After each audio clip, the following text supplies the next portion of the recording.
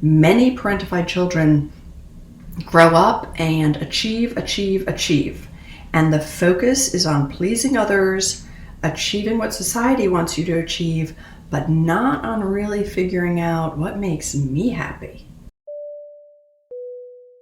I'll just speak for myself vulnerably. When I think of a masculine posture and what I would expect a man to do in my life, two things come top of mind, and they are provide and they are protect.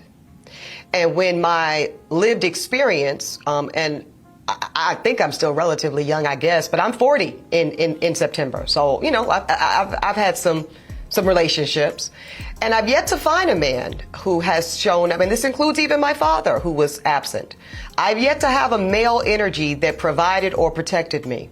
Because most black women on this journey, we want to create children that look like us and that look like our families. And that means we want black sperm.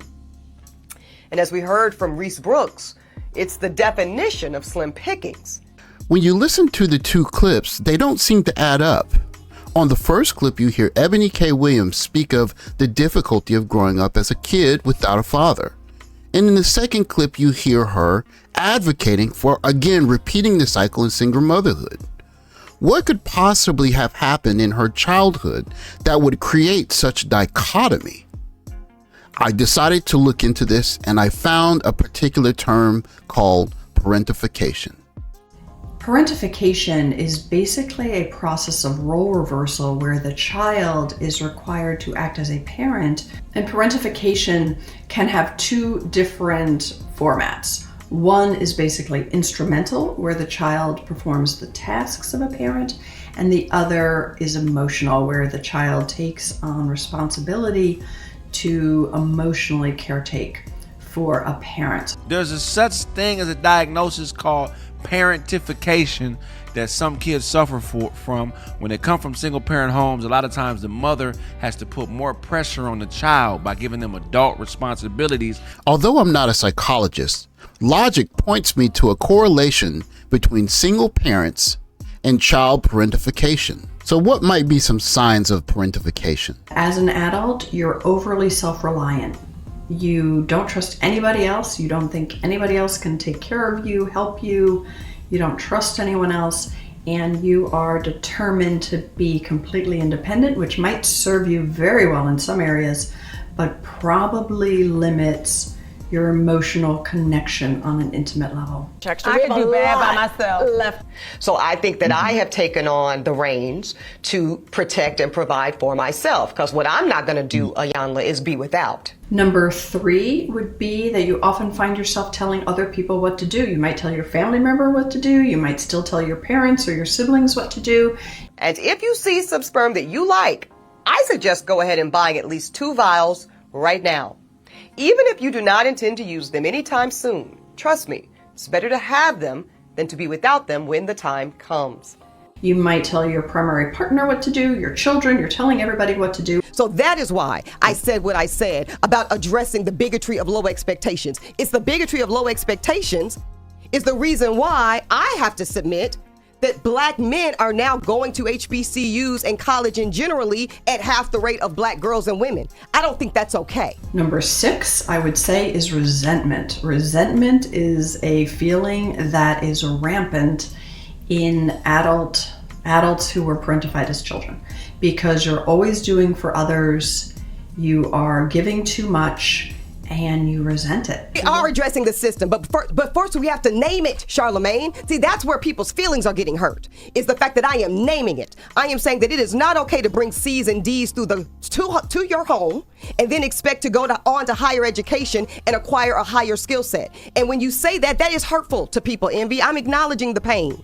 But somebody has got to start telling the truth to our people. And some of y'all wonder why you get the political representation y'all get.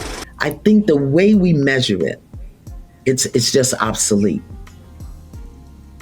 I think that's a factual analysis. For whatever we want, expect, we're told we were going to get, we got to look at the numbers and what's available on the marketplace. So you're certainly not wrong. Of course, we know that two-parent families aren't perfect, but there's something that happens earlier in one-parent families that is creating different outcomes. So we have to ask, what kinds of things are happening in single parent families when one parent is taking on a disproportionate amount of the labor? There's also a subset of parentification called Spouseification, which is actually kind of a horrendous word, right? But that is where the parent basically treats the child as if they're the spouse.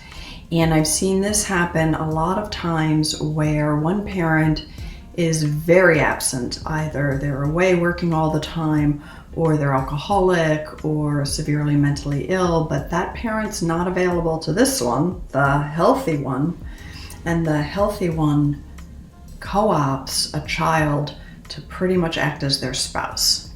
So emotional parentification is where the child is basically expected to take care of the parent's emotions. So if there is one parent whose emotions dominate the household, everybody tiptoes around this person, everybody worries about keeping that person calm or not angry or not depressed or in a good mood, then the child can take on this role that's their job.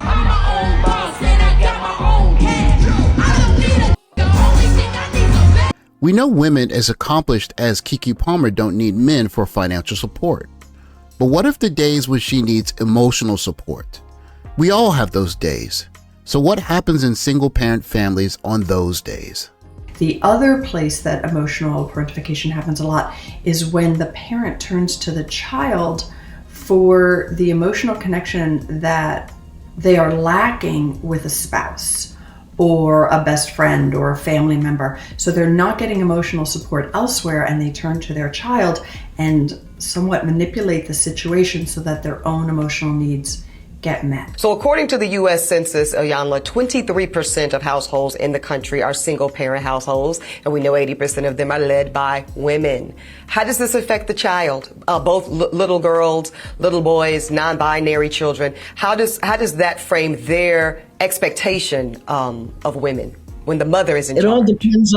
It all depends on what the mother or the woman demonstrates about being a woman.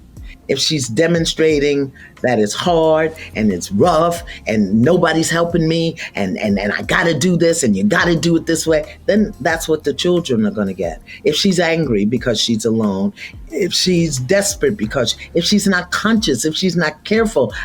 Now that the Black community has all but embraced the idea of single motherhood as a norm for family building, we have to consider the kinds of effects that are being had on the children growing up in families that are being strained financially, emotionally, and spiritually. And someone with as prominent a voice as Eboni K. Williams would be one to bypass the traditional family structure and advocate for more single-parent families. The 5150 show had a segment that might possibly explain this. This type of woman is incapable of love. She was raised in a single parent household. Her mother is a bus driver, and look what she thinks about bus drivers. This is a woman that hates women. She's putting off how she feels about her mother on men. There's a such thing as a diagnosis called parentification that some kids suffer from when they come from single parent homes. A lot of times the mother has to put more pressure on the child by giving them adult responsibilities, and that causes them to hold resentment towards the parent. This is clearly a woman that hates women, and she's using men as a scapegoat because her mother, like you say, ran her father off, which in turn put her mother in a position where she had less time to spend with her because she had to drive buses. Hence, she hates bus drivers. So this is a situation where she's doomed. She doesn't know how to love. She views things as being valuable and not people. And that's why she keeps talking about material things like money. I am no psychologist, but I am certain of the importance of young children to have a proper childhood where they have age-appropriate responsibilities and they can live this childhood free of the emotional burdens that come with a single parent that may be going through emotional or spiritual difficulty. It may just be the fact that in our community we have so many people growing up in single parent families that many of the things that are abnormal have become normal.